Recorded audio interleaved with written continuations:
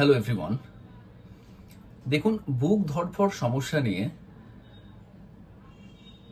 Childhood থেকে শুরু করে অ্যাডাল্ট বা মিডিল এজ বা ওল্ড এজ সবাই আমাদের কাছে কিন্তু দেখাতে আসে যে ডাক্তারবাবু প্রচুর বুকটা ধড়ফড় করছে, শ্বাসকষ্টর মতো হঠাৎ করে শুরু হয়েছে, বুকটা থেমে রাখতেই পারছি না, এরকম হিস্ট্রি আমাদেরকে দেয়। আমরা মেডিসিন দিই, ওষুধ খাই, সম্পূর্ণ সেরে যায়। কিন্তু কজেশন কি আছে, কারণ কি আছে? এই যে বুক ধড়ফড় করছে তার জন্য কি হার্টই শুধু সমস্যা, আর কি কারণ এর মধ্যে আছে? আজকে এটা নিয়ে টোটাল আলোচনা করব যে প্যালপিটেশন বা বুক ধড়ফড়টা কি, এর অ্যাকচুয়াল কারণটা কি, কি কি কারণ এর মধ্যে জড়িত আছে, আমরা প্রিভেন্ট কি করে করব, এই যে হার্টবিট প্রচুর বেশি হচ্ছে বাড়িতে ইনিশিয়াল স্টেজে আমাদের কি করা প্রয়োজন এবং আমরা ওই মুহূর্তের জন্য কি করলে হার্টবিটটা কমবে সেটা নিয়ে আলোচনা করব। এবং ফাইনালি হোমিওপ্যাথি এর কি ট্রিটমেন্ট আছে, আমরা হোমিওপ্যাথি মেডিসিন নিয়ে আলোচনা করব। হার্টবিটের কজেশনের উপর ডিপেন্ড করে কি ওষুধ আমরা দেব, তার সঙ্গে সঙ্গে আমরা পোটেন্সি এবং ডোজটা কি দেব সেই ব্যাপারটা নিয়ে আলোচনা করছি। আপনাদের অনুরোধ করছি সবাইকে পুরো ভিডিওটা দেখার জন্য। অবশ্যই সবার মধ্যে ভালো লাগলে শেয়ার ডেফিনেটলি করুন, তার কারণ হচ্ছে এই সমস্যা অন্তত প্রত্যেক বাড়িতে কেউ না কেউ এই প্রবলেমে অ্যাফেক্টেড আছেই। তো আমরা যদি এই ভিডিও দেখে কেউ যদি উপকৃত হয় তাহলে ভাববো ডেফিনেটলি এই ভিডিও করা আমার সার্থক হয়েছে। আমি doctor MD S Azam, consultant homeopathy physician, BHMS honours, medical officer, Kaliachak 3 rural হাসপাতাল। প্যালপিটেশন সাধারণত মাল্টিপল ফ্যাক্টরের মধ্যে থাকে, যেটা বুক ধড়ফড়। প্রথমত যে ফ্যাক্টর হচ্ছে ফিজিক্যাল ফ্যাক্টর একটা ডিপেন্ড করে, ইমোশনাল ফ্যাক্টর ডিপেন্ড করে এবং অবশ্যই একটা মেডিকেল ফ্যাক্টর রিলেটেড আছে। অবশ্যই সব বুক ধড়ফড় মানেই কিন্তু হার্টের সমস্যা বা মেজর কোনো প্রবলেম নয়। কিছু বুক ধড়ফড় আছে যেটা সাইকোলজিক্যাল বা ইমোশনালি কিন্তু আসতে পারে। তো আমরা যদি সঠিকভাবে ডায়াগনোসিস করতে পারি, সঠিকভাবে আমরা রোগকে চিনতে পারি, তাহলে ওষুধ দিলে সম্পূর্ণভাবে সুস্থ হবে। তা বলে এটাও না যে বুক ধড়ফড় হচ্ছে মানে আমি এটা ভেবে নেব যে এটা ইমোশনাল বা ঘুম হয়নি। বুক ধড়ফড় যদি কোনো রকমভাবে 2 দিন 4 দিন পর না যেতে চায় তাহলে অবশ্যই মেডিকেল এমার্জেন্সি বা কোনো ডক্টরের সঙ্গে কনসাল্ট ডেফিনেটলি করা প্রয়োজন আছে। তো কজেশন কি কি বেসিক্যালি আছে, প্রথম যেটা ভেরি ইম্পর্টেন্ট কজ সেটা হচ্ছে ইমোশনাল বা সাইকোলজিক্যাল একটা ভেরি ইম্পর্টেন্ট ফ্যাক্টর, এবং ম্যাক্সিমাম ক্ষেত্রে 80% ক্ষেত্রে ইমোশনাল এবং সাইকোলজিক্যাল কজের জন্যই কিন্তু বুক ধড়ফড় বা প্যালপিটেশন আমরা দেখতে পাই। সাধারণত কি হয়, অ্যাংজাইটি বা প্যানিক অ্যাটাক একটা ভেরি ইম্পর্টেন্ট ফ্যাক্টর ইমোশনালের মধ্যে পড়ছে, সেটার জন্য বুক ধড়ফড়টা বাড়ে। তার কারণ হচ্ছে স্ট্রেস, তার কারণ হচ্ছে ইমোশনাল বা প্যানিক অ্যাটাকের জন্য আমাদের হরমোন একটা রিলিজ হয়, সেটা অ্যাড্রিনালিন হরমোন। এটা অ্যাড্রিনালিন হরমোন রিলিজ হওয়ার জন্য এটার কাজটা হচ্ছে ট্রিগার করা হার্টকে এবং ইরেগুলার হার্টবিট করতে বাধ্য করে এবং বাড়িয়ে দেয়। স্ট্রেস এবং এক্সাইটমেন্ট একটা ভেরি ইম্পর্টেন্ট ফ্যাক্টর, তার সঙ্গে ফিয়ার, ডিপ্রেশন একটা ভেরি ইম্পর্টেন্ট ফ্যাক্টর। এই কারণগুলো মোস্টলি দায়ী হার্টবিট বাড়ানোর জন্য। এবং সেটা কেন বাড়ে, আমাদের অ্যাড্রিনালিন সিক্রেশনটা বেড়ে যায়। এর অ্যাড্রিনালিনের কাজ হচ্ছে সিম্প্যাথিক নার্ভকে স্টিমুলেশন করা এবং তার সাথে সাথে হার্টবিটটা কিন্তু বাড়িয়ে দেয়। ইরেগুলার যে হার্টবিট হয় তার হার্টবিটটা বাড়িয়ে দেয়। ফিয়ারটা কি, হঠাৎ করে দেখা যাচ্ছে যে আমার সামনে কোনো হয়তো বড় বিষাক্ত কোনো জন্তু বা কেউ হয়তো দেখা যায় আমার সামনে হয়তো রিভলভার নিয়ে হয়তো আমার সামনে তার তেড়ে আসছে বা চাকু নিয়ে তেড়ে আসছে, এরকম যদি হিস্ট্রি হয় তবুও আমাদের বুক ধড়ফড়টা হয়। তার প্রধান কারণটা হচ্ছে হঠাৎ করে অ্যাড্রিনালিন সিক্রেশনটা আমাদের বেড়ে যায় এবং অ্যাড্রিনালিন সিক্রেশন বাড়লে সিম্প্যাথেটিক নার্ভসকে স্টিমুলেট করে। সিম্প্যাথেটিক নার্ভকে স্টিমুলেট করলেই কিন্তু আমাদের বুক ধড়ফড়, তার সঙ্গে ঘাম, সোয়েটিং কিন্তু এগুলো ইত্যাদি ইত্যাদি কিন্তু আমাদের মধ্যে দেখা যায়। তো ইমোশনাল এবং সাইকোলজিক্যাল ফ্যাক্টর ভেরি কমন এবং সাধারণত দেখা যায় এটা 70 থেকে 80% রোগীর ক্ষেত্রে এই প্রবলেমের জন্য হার্ট প্যালপিটেশন বা হার্টবিট বেড়ে যায়। লাইফস্টাইল এবং লাইফস্টাইল রিলেটেড কিছু ফ্যাক্টর আছে যার জন্য কিন্তু হার্টবিট বা প্যালপিটেশন হয়, হার্টবিট বেড়ে যায় বা প্যালপিটেশন হয়। যেমন এক্সেস ক্যাফাইন পান করা, তার মধ্যে কফি বা চা বা এক্সেস হয়তো কার্বনেট কোনো ড্রিঙ্কস আমরা খেয়েছি বা পান করেছি, সেটা একটা ইম্পর্টেন্ট কারণ হতে পারে এই প্যালপিটেশন বা বুক ধড়ফড়ের জন্য। নিকোটিন জাতীয় কিছু নেশা করা, স্পেশালি স্মোক টাইপের বা অনেকজন আরও কিছু ধোঁয়া টাইপের ইউজ করে, সেটা করলেও কিন্তু হার্টবিটটা বাড়ে। অ্যালকোহল এবং ইললিগাল কিছু ড্রাগ যেগুলো হয়তো নেশা করে কোকাইন টাইপের যেগুলো আছে তার জন্য হার্টবিটটা কিন্তু বাড়ে। তার সাথে সাথে আফটার হেভি মিল প্রচুর বেশি খেয়ে নিলে অনেক সময় হার্টবিট বাড়ে। হার্টবিট কিছুক্ষণের জন্য বাড়া থাকে, আস্তে আস্তে রেস্ট নিলে কিন্তু কমে যায়। তার সাথে স্পাইসি কিছু ফুড বা তার সাথে চিলি ফুড জাতীয় খাবার যদি খাওয়া হয় তাতেও কিন্তু হার্টবিট বাড়ে। এবং অবশ্যই very important lack of sleep, very important sleep একটা ল্যাক অফ স্লিপ একটা লাইফস্টাইল ফ্যাক্টর যার জন্য হার্টবিট কিন্তু বাড়তে পারে। যে দুটো কারণ আমি বললাম সেটা সাধারণত নর্মালি কারণ, এবং আমরা যদি এই কারণকে খুব তাড়াতাড়ি উইথড্র করি তাহলে হার্টবিট বাড়াটা নর্মাল অবস্থায় আসবে বা প্যালপিটেশনটা ঠিক হয়ে যাবে। এবার হচ্ছে মেডিকেল কন্ডিশন, কি মেডিকেল কন্ডিশনের সমস্যার জন্য হার্টবিট বাড়তে পারে। মেডিকেল কন্ডিশনের মধ্যে সবথেকে ইম্পর্টেন্ট হচ্ছে হার্ট রিলেটেড যদি কোনো কজ থাকে তাহলে হার্টবিট স্পেসিফিক আসতে পারে। যেমন হার্ট রিলেটেড কজের মধ্যে সবথেকে অ্যারিথমিয়া, যেটা ইরেগুলার হার্টবিট বলা হয়, যেটা অ্যাট্রিয়াল ফিব্রিলেশনে আমরা সবথেকে বেশি দেখতে পাই, তো সেটা মোস্ট ইম্পর্টেন্ট একটা কজেস বা মোস্ট ইম্পর্টেন্ট একটা ডিজিজ ফর হার্টবিট এক্সেস বা প্যালপিটেশনের জন্য। বা ভাল্ব কোনো ডিজিজ যদি হয় তাতেও কিন্তু এই হার্টবিটটা বাড়তে পারে। হার্ট ফেলিওর হলেও হার্টবিট বাড়ে বা প্যালপিটেশন হয়। কনজেনিটাল হার্ট ডিজিজ, জন্মগত বাচ্চার যদি হার্টে কোনো ত্রুটি থাকে, যে কোনো ধরনের ত্রুটি যদি থাকে তাতেও প্যালপিটেশন বা হার্টবিট কিন্তু বাচ্চাদের ক্ষেত্রে হয়। তারপরে পোস্ট হার্ট সার্জারি কিছু এফেক্ট থাকে, হঠাৎ দেখা যায় যে হার্টের কোনো সার্জারি হয়তো হয়েছে, আইদার মাইনর সার্জারি বা মেজর কোনো সার্জারি হয়তো হয়েছে, তার জন্য পরবর্তী এফেক্ট অনুযায়ী প্যালপিটেশন বা হার্টবিট কিন্তু বাড়তে পারে। এটা হচ্ছে heart related cause. Blood related কিছু কারণ আছে। ব্লাড রিলেটেড মধ্যে অ্যানিমিয়া মোস্ট ইম্পর্টেন্ট একটা ফ্যাক্টর, যেখানে আরবিসি কাউন্টটা কমে যায়, হিমোগ্লোবিনটা কমে যায়। এবং অ্যানিমিয়াতে কেন হার্টবিট বাড়ে তার প্রধান কারণটা হচ্ছে অ্যানিমিয়াতে যেহেতু ব্লাডটা কমে যায় আমাদের হার্টের ওয়ার্কটা কিন্তু বাড়ে, এবং তার সাথে সাথে যেহেতু অক্সিজেন লেভেলটা কম থাকে ওই জন্য হার্টকে ওয়ার্ক বাড়াতে হয় অক্সিজেন ঠিক করার জন্য, তার জন্যই আমাদের হার্টবিটটা কিন্তু বাড়ে। এন্ডোক্রিন এবং তার সাথে সাথে মেটাবলিক কিছু কারণ থাকে যার জন্যও কিন্তু আমরা বেসিক্যালি হার্টের সমস্যা বাড়ে বা প্যালপিটেশন হয়। যেমন কি হাইপার থাইরয়েডিজম, এটা ভেরি ইম্পর্টেন্ট একটা ডিজিজ, যেটা T3 T4 লেভেলটা বেড়ে যায় এবং এটা ওভার অ্যাক্টিভ অফ থাইরয়েড হরমোনের জন্য এই অনেক সময় সিম্প্যাথিক নার্ভকে স্টিমুলেট করে, তার জন্য হার্টবিট কিন্তু বাড়তে পারে। হাইপোগ্লাসিমিয়া ইজ ভেরি ইম্পর্টেন্ট একটা ডিজিজ। এটা স্পেশালি হাইপোগ্লাসিমিয়া কাকে বলবো আমরা, যখন ব্লাড সুগার লেভেলটা নর্মাল থেকে কমে যাবে, এবং হাইপোগ্লাসিমিয়ার জন্য হার্টবিট বাড়ে বা প্যালপিটেশন হয়। নর্মালি এমনি কিছু ইনফেকশন জন্য অনেক সময় হতে পারে, যদি কোনো সেপ্টিসিমিয়া বা কোনো ইনফেকশন যদি হয় শারীরিক তাতেও কিন্তু হতে পারে। বা তার সাথে fever is very important, fever হলেও কিন্তু আমাদের হার্টবিট বাড়ে, ট্যাকিকার্ডিয়া যেটা হয় হার্টবিট কিন্তু বাড়ে। তার সাথে সাথে ইলেকট্রোলাইট ইমব্যালেন্স যেটা আছে তার জন্য হার্টবিট বাড়ে, যেমন পটাশিয়াম, ম্যাগনেসিয়াম, ক্যালসিয়াম এগুলো যদি ইমব্যালেন্স হয়, যদি কোনো পরিবর্তন হয়, কমে যায় বা বেড়ে যায়, তাতেও কিন্তু অনেক সময় হার্টবিট বাড়ে বা প্যালপিটেশন হয়।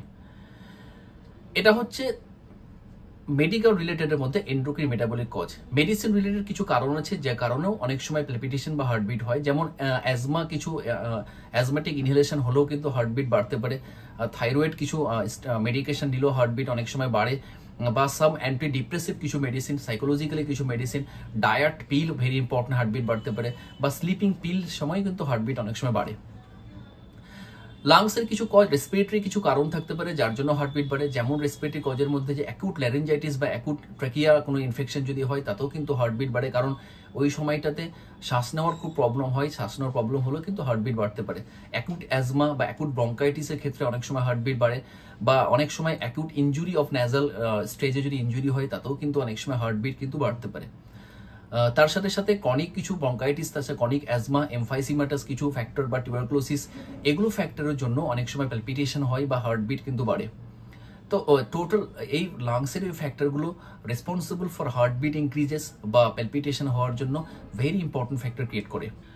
5 নম্বর ফ্যাক্টর হচ্ছে হরমোনাল কিছু চেঞ্জের জন্য হার্টবিট বাড়তে পারে। স্পেসিফিক কোন টাইমে হয়, ডিউরিং প্রেগনেন্সি টাইমে, যখন প্রেগনেন্সির সময় প্রত্যেকটা মায়ের ক্ষেত্রে কিন্তু হার্টবিট বাড়তে পারে বা প্যালপিটেশন হতে পারে। তার প্রধান কারণটাই হচ্ছে স্ট্রোজেন লেভেলটা বেড়ে যায়, হরমোনাল একটা ইমব্যালেন্স হয়, ডিসব্যালেন্স একটা ঠিকঠাক, তার জন্য কিন্তু হার্টবিট স্পেসিফিক বাড়তে পারে। তার সাথে সাথে কি হয়, during menstrual cycle also important heartbeat বাড়ার জন্য, ওই সময়টাতেও কিন্তু হরমোনাল ডিসব্যালেন্স একটা হয়, তার জন্য ওই সময়টাতেও হার্টবিট বাড়তে পারে। 3 নম্বর পিরিমেনোপজাল একটা স্টেজ, যেটা মাসিক মেনোপজের ঠিক আগের স্টেজেও হার্টবিট বাড়তে পারে বা প্যালপিটেশন হয়। তার প্রধান কারণটাই হচ্ছে যে হরমোনাল ডিসব্যালেন্স, এবং মেনোপজাল স্টেজে ডেফিনেটলি হার্টবিট বাড়ে। মেনোপজাল সিনড্রোম যেটা আছে, আমি এর আগে মেনোপজ নিয়ে আলোচনা করেছি, আমি ডিসক্রিপশন তার লিঙ্ক দিয়ে দেবো, আপনারা আরও ডিটেলস বুঝতে পেরে যাবেন যে কেন আমাদের হার্টবিট বাড়ছে। তো menopausal stage also important factor for palpitation বা হার্টবিট ইনক্রিজেসের জন্য। তার প্রধান কারণটা হচ্ছে যে হরমোনাল ডিসব্যালেন্স।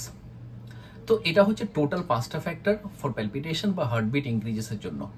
আদার কিছু ট্রিগার আছে যেটা ভেরি ভেরি ইম্পর্টেন্ট এই হার্টবিট বাড়ার জন্য। প্রথম যেটা ইম্পর্টেন্ট ফ্যাক্টর, ডিহাইড্রেশন।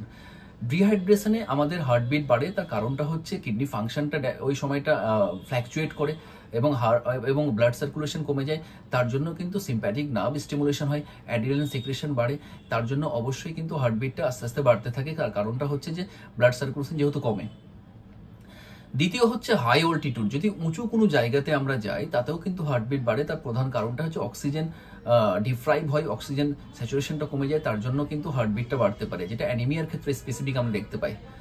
3 নম্বর এক্সেস ফিজিক্যাল এক্সহশন, যদি হয় প্রচুর কাজকর্ম হয়তো করেছি আমরা, সারাদিন বিভৎস কাজকর্ম করেছি, সেটাও একটা ইম্পর্টেন্ট ফ্যাক্টর নর্মালি এই হার্টবিট বাড়ার জন্য বা প্যালপিটেশন হওয়ার জন্য। তার সাথে কি হঠাৎ করে পশ্চারাল কিছু চেঞ্জ হলো, যেমন হঠাৎ করে দাঁড়িয়ে গেলাম বা হঠাৎ করে বসে গেলাম, তার জন্য হার্টবিট বাড়ে।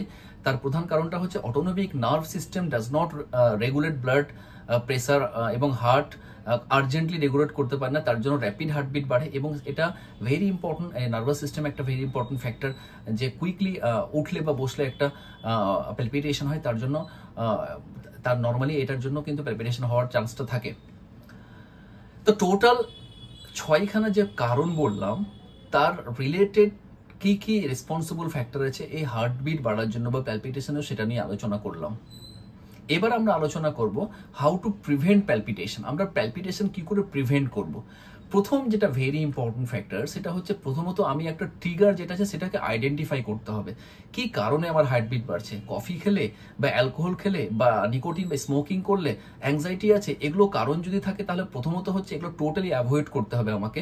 অ্যাভয়েড না করলে হার্টবিট বাড়া বা প্যালপিটেশন কোনো রকম ভাবেই কমবে না। তার সঙ্গে হেভি মিল যারা খায় তার জন্য তার জন্য মিলটা কিন্তু হেভিটা কমাতে হবে। স্পাইসি ফুড বা ইরিটেন্ট কিছু ফুড বা চিলি ফুড এগুলো কমাতে হবে। তার সাথে সাথে এক্সেসিভ সার্টেন এক্সারশন এগুলো কিন্তু না কমালে হার্টবিট কমবে না এবং নর্মাল হবে না। প্রথমত ট্রিগার যেটা হচ্ছে, সেই ট্রিগারটাকে আমি আইডেন্টিফাই করতে এবং অ্যাভয়েড করতে হবে, সেটা হচ্ছে first step, how to prevent ইট। দ্বিতীয় ফ্যাক্টর যার জন্য প্রিভেন্ট কি করো, manage stress anxiety. Very important একটা ফ্যাক্টর। স্ট্রেস অ্যাংজাইটির জন্য হার্টের সমস্যা হওয়াটা এখন 90% দায়ী। এই স্ট্রেস অ্যাংজাইটি বা ডিপ্রেশন কিন্তু 90% দায়ী এই হার্টের সমস্যা হওয়ার জন্য। নট অনলি প্যালপিটেশন তো একটা সিমটম, লক্ষণ মাত্র, কিন্তু এই যে হার্টের সমস্যা এত হচ্ছে, তার জন্য stress anxiety very important role create করে বলতে পারেন। যেমন ম্যানেজ স্ট্রেস অ্যাংজাইটির মধ্যে কি, একটা ডিপ ব্রেথিং এক্সারসাইজ আমি করতে পারি মর্নিংয়ে বা যে কোনো টাইমে আমি করতে পারি, ইয়োগা একটা আমি করতে পারি কন্টিনিউয়াসলি, এবং অবশ্যই গুড স্লিপ আমি নিতে পারি। গুড স্লিপ না, অন্তত 7 থেকে 8 ঘন্টা স্লিপ না নিলে কোনো রকম ভাবে স্ট্রেস অ্যাংজাইটি কিন্তু কমবে না। আমাকে লোকের সঙ্গে মিশতে হবে, একাকিত্ব আমাকে কমাতে হবে, এবং অবশ্যই পারলে লাস্টে কাউন্সিলিং আমাকে করাতে হতে পারে যদি স্ট্রেস অ্যাংজাইটির মধ্যে থাকি। Counselling also important factor for কমানোর জন্য এই স্ট্রেস অ্যাংজাইটি। তো very important factor prevention of palpitation বা হার্ট রেট ইনক্রিজের জন্য ম্যানেজ স্ট্রেস অ্যাংজাইটি। 3 নাম্বার হচ্ছে মনিটর ইউর হেলথ মনিটর করতে হবে। প্রথমত থাইরয়েড ফাংশনটা ঠিক আছে কিনা চেক করতে দেখতে হবে আমাকে। ট্রিট অ্যানিমিয়া এবং লো ব্লাড সুগার যদি থাকে তাকে ট্রিট করে আমাকে বাড়াতে হবে। তার সাথে ব্লাড প্রেশার আমাকে যে ট্রিট করে অবশ্যই একটা নর্মাল জায়গায় করতে হবে, এবং কোলেস্ট্রল আন্ডার কন্ট্রোল করতে হবে, এবং রেগুলার একটা এক্সারসাইজ আমাকে মেনটেন করতে হবে, যার জন্য কিন্তু প্রিভেনশন করতে পারবো এই প্যালপিটেশন বা হার্ট রেট ইনক্রিজেস। 4 নম্বর হচ্ছে ব্যালেন্স ইউর ইলেকট্রোলাইট। আমাদের সোডিয়াম, পটাশিয়াম, ম্যাগনেসিয়াম যে ব্যালেন্স, তার জন্য ইলেকট্রল ব্যালেন্স মেনটেন করতে হবে। তার না হলে আমাদের কিন্তু প্যালপিটেশন বাড়বে এবং হার্টের সমস্যা হওয়ার টেন্ডেন্সি থাকে। কি করে ব্যালেন্স আমরা করব? প্রথমত আমাকে জল প্রচুর খেতে হবে, অন্তত 3 থেকে 4 লিটার রেগুলার একটা জল খেতে হবে, স্ট্রেট হাইড্রেট সবসময় থাকতে হবে। দ্বিতীয় হচ্ছে আমাকে এমন ডায়েট খেতে হবে যে ডায়েটের মধ্যে ম্যাগনেসিয়াম বেশি আছে, পটাশিয়াম বেশি আছে, ক্যালসিয়াম, এসব ডায়েট খেতে কন্টিনিউ করতে হবে। কি কি খাবারের মধ্যে থাকে স্পেসিফিক, যেমন ব্যানানা খুবই বেশি থাকে, এসব electrolyte, leafy green vegetable, nuts, ইয়োগ, টক দই, তার সাথে আপনার ওমেগা 3 ফ্যাটি অ্যাসিড যেসব খাবার আছে সেগুলো সব থেকে বেশি আমাকে যদি খাওয়া যায়, তাতে কিন্তু আমার প্যালপিটেশন কমবে, তার সাথে সাথে আমার হার্টের সমস্যাও কমার টেন্ডেন্সি থাকবে। তো how to prevent it, naturally কিভাবে প্রিভেন্ট আমরা করতে পারবো সেটা নিয়ে আলোচনা করলাম। কজেশনের সঙ্গে হাউ টু প্রিভেন্ট যদি আপনি মানেন, তাহলে 70% ক্ষেত্রে এই প্যালপিটেশন বা ইনক্রিজেস হার্টবিট কিন্তু কমে যাবে। লাস্টলি ভেরি ভেরি ইম্পর্টেন্ট, সেটা হচ্ছে হোমিওপ্যাথি ট্রিটমেন্ট আমরা কি দিতে পারি। ইনিশিয়াল স্টেজ যদি আমাদের ক্ষেত্রে রোগীরা আসে, আমরা কি ওষুধ এক্ষেত্রে দিতে পারি। প্রথমত হচ্ছে হার্টবিট একটা লক্ষণ মাত্র, আমরা কোনো ডিজিজ নয়। আমরা এটার ক্ষেত্রে অবশ্যই একটা সিমটম কালেকশন করে যদি টোটালিটি অফ সিমটম মিলিয়ে ওষুধ দিই তাহলে দারুণ রেসপন্স করে। অ্যাকর্ডিং টু মি কিছু স্পেসিফিক ওষুধের কথা আমি বলবো, যে ওষুধগুলো সাধারণত দেখা যায় কিছু কিছু ক্ষেত্রে আমরা স্পেসিফিক ভালো কাজ করে। যেমন প্রথম যে ভেরি ইম্পর্টেন্ট মেডিসিন সেটা হচ্ছে ক্যাকটাস গ্ল্যান্ডিফ্লোরাস, ভেরি ইম্পর্টেন্ট একটা মেডিসিন। স্পেসিফিক কোন সময় আমরা দিতে পারবো, একটা হার্ট প্যালপিটেশন হয় এবং রোগীরা বলবে ডাক্তারবাবু আমার হার্টটাকে মনে হচ্ছে প্রেশার দিয়ে চেপে আছে বা হেভিনেস হয়ে যাচ্ছে, মনে হচ্ছে একটা কেজের মধ্যে ঢোকানো আছে, একটা মনে হচ্ছে পাখির যেরকম বাসা থাকে সেরকম কেজের মধ্যে বের করতে পারছি না, এরকম একটা হিস্ট্রি যদি আমাদের দেয়, তাহলে ক্যাকটাস গ্ল্যান্ডিফ্লোরাস সবেমাত্র 30 পোটেন্সি আপনি দিনে 4 বার করে 3 থেকে 4 দিন যদি আপনি খান, আপনার প্যালপিটেশন 100% কমে যাবে। তারপরে যদি প্রয়োজন থাকে আপনার জানার, আপনি কমেন্ট বক্সে লিখুন বা নিয়ারেস্ট কোনো কোয়ালিফাইড হোমিওপ্যাথি ডক্টরকে দেখান, আপনি ডেফিনেটলি বেটার ফিল হবে আপনার। দ্বিতীয়, ডিজিটালিস আমি দিতে পারি।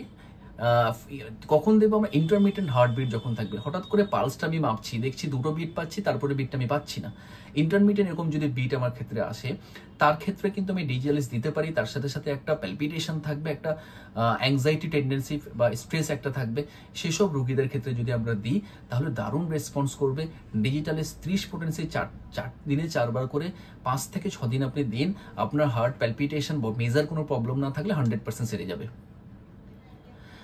3 নম্বর, জেলসিমিয়াম আমরা কখন দেবো? Gelsemium is a good drug for palpitation, specific সেই সময়টা দেবো যাদের জলের পিপাসা কম থাকবে, রোগীর একটা সবসময় একটা অ্যাংজাইটি প্রচুর থাকবে, রোগীর একটা বাইরে যেতে একটা ভয় থাকবে, লোকের সঙ্গে মিশতে একটা ভয় থাকবে, এবং অবশ্যই একটা গরম কাতুরে জলের পিপাসা কম যখন থাকবে, নার্ভের সমস্যা থাকবে, এগুলো যদি হিস্ট্রি আমাদের কাছে নিয়ে আসে, জেলসিমিয়াম 30 পাউডারে দিনে 4 বার করে 4 থেকে 5 দিন সবে মাত্র দিন, ডেফিনেটলি সমস্যা চলে যাবে, 100% সমস্যার সমাধান হবে এই প্যালপিটেশন। অ্যাকোনাইট আমি কখন দিতে পারি? অ্যাকোনাইট তখনই দেবো একটা হিস্ট্রি অফ ফিয়ার, ফ্রাইট থাকবে, অ্যাংজাইটি একটা থাকবে, ভেরি ইম্পর্টেন্ট 3টে সিমটম প্রেজেন্ট থাকবে, ফিয়ার, ফ্রাইট এবং অ্যাংজাইটি প্রিডমিনেন্স থাকবে একদম, তার সাথে সাথে জলের পিপাসা থাকবে এবং তার সাথে ফিভারও থাকতে পারে এবং একটা history of exposure two cold থাকতে পারে। এরকম যদি হিস্ট্রি আমাদের কাছে নিয়ে আসে অ্যাকুট স্টেজে, অ্যাকোনাইট 30 পাউডারে 4 বার করে 3 থেকে 4 দিন কি 5 দিন আপনি দিন, 100% সমস্যার সমাধান হবেই প্যালপিটেশন, যে ধরনের প্যালপিটেশন আসুক না কেন। ইগনেশিয়ামে দিতে পারি কখন, ক্রনিক প্যালপিটেশন একটা থাকবে, ক্রনিক ডিপ্রেসিভ পেশেন্ট হয়তো আছে, বা লং গ্রিফের পেশেন্ট ভুগছে, হয়তো কারোর সঙ্গে কথা বলতে চায় না, স্টে অ্যালোন, সবসময় একা থাকতে চায় রোগীরা, সেসব ক্ষেত্রে আমরা ইগনেশিয়া 30 পাউডারের যদি দিনে 4 বার করে 3 থেকে 4 দিন দিই, তাহলে 70 থেকে 80% এই ধরনের ডিপ্রেশনও কমবে। তার সাথে সাথে এই প্যালপিটেশন বা হার্টবিট ইনক্রিজেস, তার সাথে সাথে মেজর আরও যদি কোনো প্রবলেম থাকে তাহলে ডেফিনেটলি আস্তে আস্তে সুস্থর দিকে চলে যাবে রোগী। আর্সেনিকাম অ্যালবাম দারুণ মেডিসিন, আমি এখন পর্যন্ত কোনো ফেলিওর হয়নি আর্সেনিক দিয়ে। কখন দেব? একটা মৃত্যু ভয় থাকবে, ফিয়ার অফ ডেথ, মরে যাব, অ্যাংজাইটি, ডিপ্রেশন, প্রচন্ড অল্প অল্প করে জল খাবো, একা থাকতে চাবে না, প্রচুর রেস্টলেস, রোগীর মধ্যে প্রচুর অস্থিরতা বেড়ে যাবে, এবং স্পেসিফিক কোন টাইমে হবে, মিড ডেতে দেখা যাবে। এরকম যদি হিস্ট্রি থাকে, আর্সেনিক 30 পাউডার দিনে 4 বার করে 5 থেকে 6 দিন দিন, আপনার 5 দিন 6 দিন ওষুধ খেতে হবে না, 2 থেকে 1 দিন খাওয়ার পরে রোগী কিন্তু 50 থেকে 60% কমে যাবে। 7 দিন যদি খাওয়ায় 100% এই প্যালপিটেশন বা শ্বাসকষ্ট সমস্যা কিন্তু কমবে। তার সাথে সাথে ন্যাট্রামিউর আমি দিতে পারি। কখন আমি ন্যাট্রামিউর দেবো? ন্যাট্রামিউর তখনই দেবো যখন একটা ট্রিমেন্ডাস অ্যাংরি টেন্ডেন্সি থাকবে, একটা হাইপারথাইরয়েডিজমের হিস্ট্রি রোগীরা দেবে, তার সাথে সাথে রোগীর একটা হট কাতুরে প্রচুর থাকবে, গরম কাতুরে লবণ প্রতি চাহিদা একটা রোগীরা থাকবে, জলের পিপাসা ভালো থাকবে। এরকম যদি হিস্ট্রি আমি দেখাতে পারি, ন্যাট্রামিউর 30 পাউডার দিনে 4 বার 5 থেকে 6 দিন দিলেই এই প্যালপিটেশন বা হার্টবিট ইনক্রিজেস সম্পূর্ণ সমস্যার সমাধান হবে। আয়োডম আমি কখন দিতে পারি? আয়োডম হাইপার থাইরয়েড স্পেসিফিক যাদের থাইরয়েড লেভেলটা বেশি আছে, থাইরয়েড হরমোনটা বেশি আছে, স্পেশাল T3 T4 লেভেলটা যেটাকে হাইপার থাইরয়েডিজম বলা হয়, তাদের ক্ষেত্রের জন্য প্যালপিটেশন বেশি হচ্ছে, রোগী গরম সহ্য করতে পারে না, একদম প্রচন্ড ট্রিমেন্ডাস গরম, ট্রিমেন্ডাস রাগ এবং অল্পতেই বুক ধরফর করছে। আয়োডম 30 পাওয়ারের দিনে 4 বার করে 5 থেকে 6 দিন দিন, আপনার থাইরয়েড লেভেলটাও কমবে, তার সাথে সাথে প্যালপিটেশনটাও কমবে। গ্লোনাইন আমি দিতে পারি। Glonoine is excellent medicine. কোন সময় ট্রিমেন্ডাস একটা হেডেক নিয়ে আসবে রোগীরা, এত হেডেক বলবে ডাক্তার পুরো মাথাটা ফেটে যাচ্ছে, থাকতে পারছি না, তার সাথে প্যালপিটেশন, তার সঙ্গে প্যালপিটেশন, নসিয়া টেন্ডেন্সি, একটা স্ট্রেস, অ্যাংজাইটি, জলের পিপাসা বেশি থাকবে, মুখ টুক লাল হয়ে যাবে, এরকম যদি হিস্ট্রি নিয়ে আসে, আপনি গ্লোনাইন 30 পাওয়ার দিনে 4 বার 5 থেকে 6 দিন দিন, 100% হার্টের সমস্যা, হার্টবিট বা প্যালপিটেশনটা কিন্তু কমবে। Lastly very important medicine Lachesis. Lachesis হার্টের জন্য এত ভালো রেসপন্স করে, স্পেশালি কোন এজে, যারা মেনোপজাল স্টেজে থাকে, যাদের মাসিক বন্ধ হয়ে যায়, এরকম প্যালপিটেশন হচ্ছে, হঠাৎ করে নাক কান দিয়ে গরম হাওয়া বেরোচ্ছে, হট ফ্লাশ হচ্ছে, হাতের তালা পায়ের তালা জ্বালা হচ্ছে, রোগী বেশি বেশি একটু কথা বলার টেন্ডেন্সি থাকে, এরকম যদি হিস্ট্রি থাকে, ল্যাকেসিস 30 পাওয়ারের দিনে 4 বার করে 7 দিন চালালে সমস্ত সমস্যা 100% কমে যাবে। আরো প্রচুর মেডিসিন আছে যে যার জন্য প্যালপিটেশন বা হার্টবিট বাড়ার জন্য খুবই ভালো রেসপন্স করে, কিন্তু এত ওষুধ আমি আলোচনা করছি না। যে ওষুধগুলো ম্যাক্সিমাম আমাদের ক্ষেত্রে আসে এবং ম্যাক্সিমাম কাজ করে, সেই ওষুধগুলোর কথাই আলোচনা করলাম। আপনারা ট্রাই করে দেখতে পারেন ঘরে, ট্রাই বেশি দিন করবেন না, সপ্তাহখানে ট্রাই করলে আপনি সাফিসিয়েন্ট রেজাল্ট পেয়ে যাবেন। তারপরে মনে হলে আপনি কমেন্ট করুন, না হলে নিয়ারেস্ট কোনো ডাক্তারের সঙ্গে কনসাল্ট করুন, আপনাকে বেটার কোনো সাজেশন দেবেই।